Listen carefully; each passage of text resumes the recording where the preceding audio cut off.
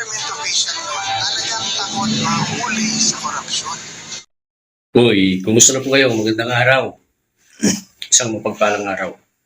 Kaya pala lumala yung korupsyon sa ating bansa sa panahon ng gobyerno ng panahon Ferdinand Marcos Jr.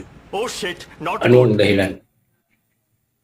Ito, panoorin po natin. Binuwag ni Pangulong Bongbong Marcos sa Presidential Anti-Corruption Commission o PACC. Komisyong binuo ni Pangulong Duterte sa ilalim ng kanyang opisina noong 2017. Ang PACC po ay napakaliit na opisina, napakaliit ng kapangyarihan,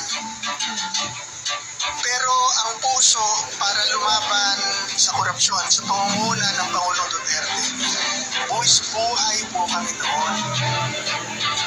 Kaya ang lahat po ng government official doon talagang takot mahuli sa korupsyon.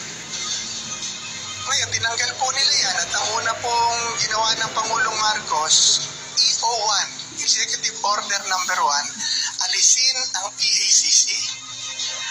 Ang tanging opisina na nilikha para labanan ang korupsyon sa gobyerno.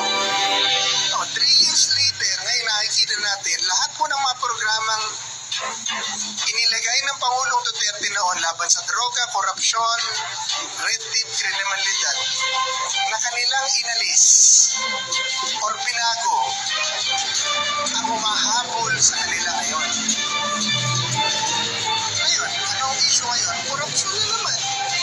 Droga na naman. Kriminalidad na naman. Insurgency. Lahat ng balikan. Dati, sabi nga ni General Esperon, paubos na ang mga komunista. Ngayon, buhay na naman ang mga komunista. Sino ang nagpapa-impeach kay VP Sara? Anak Pawis, anak bayan, lahat ng anak. Anak ng...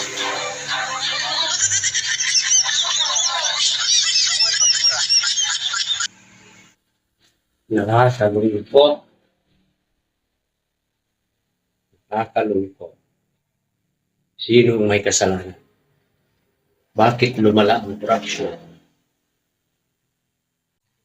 Pagkatapos, sinisisi niya yung mga kurakot ng mga opisyal. Binuwag niya yung isang ahensya na pinuunan dating President Tatay Digong. Yun ang kumukontrol sa mga kurakot. Hindi ko alam kung yun ay totoo. Yung napanood nyo na yun. Kasi nakita ko lang yan sa Facebook. Kung totoo man yan, nakakalungkot talaga. Ang dahilan. Kaya, karoon sila ng lakas ng loob na magkurako, mangura. Dahil yun, balita niya.